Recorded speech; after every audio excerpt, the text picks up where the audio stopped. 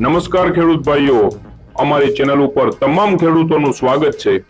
અમારી ચેનલ ઉપર દરરોજ તમને તમારા વિસ્તારની માર્કેટ યાર્ડના એરંડાના ભાવ જાણવા મળી જશે। તો વધુ સમય ન બગાડતા ચાલો જાણી લઈએ તમામ માર્કેટ યાર્ડના એરંડાના ભાવ।